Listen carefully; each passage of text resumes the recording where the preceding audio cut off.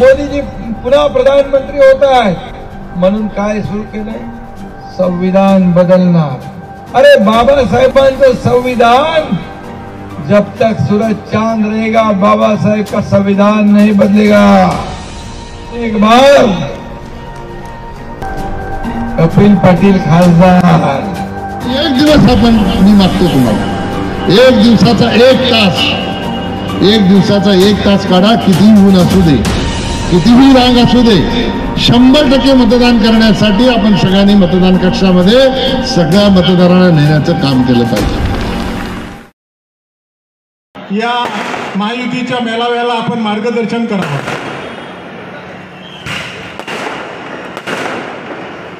राज्याचे सन्माननीय मुख्यमंत्री आदरणीय एकनाथजी शिंदे साहेब, प्रकाशजी पाटील, विवेकजी पंडित, विश्वनाथजी पाटील, महेश चौगुले, विश्वनाथ भोईर, DK म्हात्रे, अरुण पाटील, नरेंद्र पवार, सुभाष पवार, सुभाष माने, देवानंद थळे, मारुती धिरडे, हर्षल पाटील, मनोज गुळवी, बाळाराम भोईर, महेंद्र गायकवाड, मधुकर मोपे, श्याम पाटील, राजेश चव्हाण, सुनीता टावरे, अनुराधा कड्यालप, कामिनी खंडागळे, संतोष शेट्टी, श्याम अग्रवाल, समीर पवार विनंती मी आपल्याला करतो. खरं विकासाच्या बाबतीत अनेक गोष्टी या ठिकाणी सांगितल्या, मी त्याचा पुनरुच्चार करणार नाही. पण मोदी तिसऱ्यांदा का पाहिजे? मोदी तिसऱ्यांदा याच्यासाठी पाहिजे की आपण एक भारत पाहिला जो रेशनच्या रांगेमध्ये उभा असलेला होता. आपण एक भारत तो पाहिला जो राखेलच्या रांगेमध्ये उभा असलेला आपण पाहिला. एक भारत आपण तो पाहिला पाहिजे की नाही बदलला पाहिजे.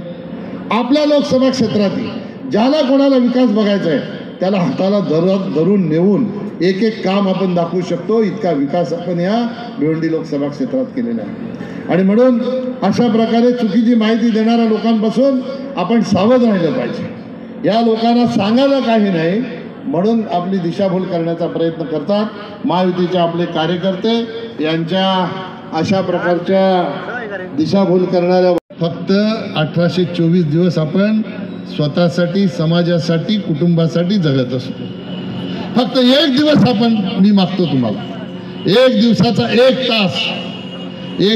एक तास काढा. कितीही ऊन असू दे, कितीही रांग असू दे, 100% मतदान करण्यासाठी आपण सगळ्यांनी मतदान कक्षामध्ये सगळ्या मतदारांना नेण्याचं काम केलं पाहिजे.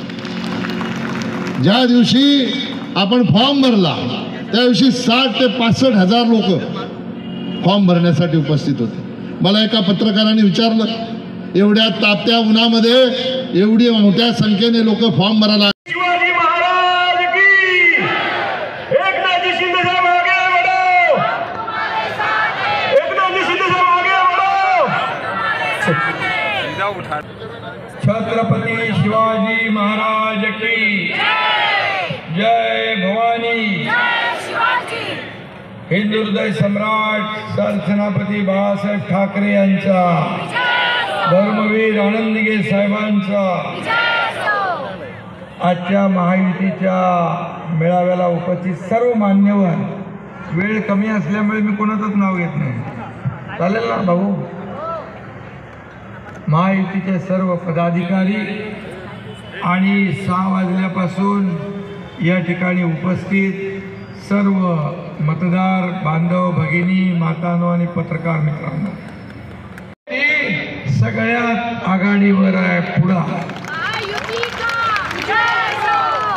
आणि महायुतीचे उमेदवार आपले कपिल पाटील यांची जी आपली अर्ज भरण्याची मिरवणूक होती ती मी पाहिली.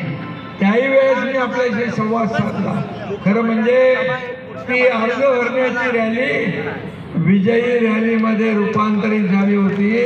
एवढ्या मोठ्या प्रमाणामध्ये लोक त्या ठिकाणी आले. देशभक्तीची आणि मोदीजींची लाट उसळती आहे.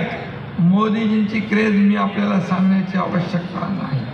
जिथं जिथं मोदीजींच्या सभा झाल्या त्या ठिकाणी पूर्ण वातावरण महायुतीचं, मोदींच्या बाजूचं झालं, त्या तिथल्या उमेदवाराच्या बाजूचं झालं.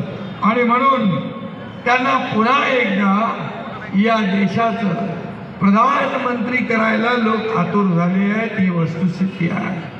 ही काळ्या दगडावरची पांढरी रेग आहे. आणि म्हणून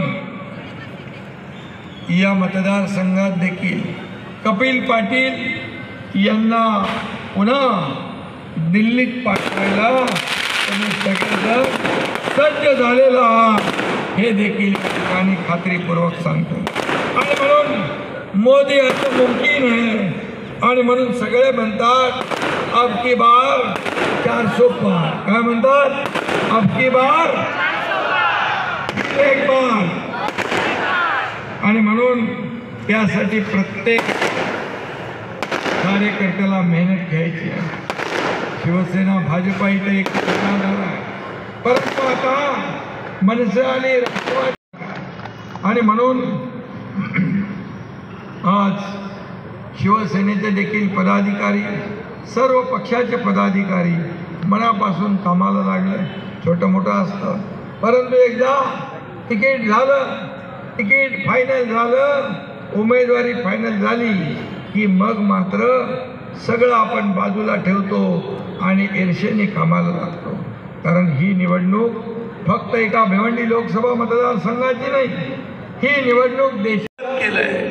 आणि म्हणून या आपल्या सरकारने देखील आज 2 वर्षात एवढी मोठी कामं केलेली आहे की महिलांसाठी ST मध्ये सवलत, लेक लाडकी लखपती दीदी, ड्रोन दीदी, महिला बचत गटांना मदत केली आपण.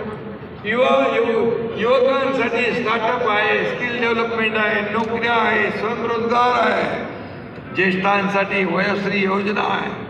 असं सर्व समावेशक धोरण आपल्या युती सरकारने घेतले. आज उद्योग आपल्याकडे येतात.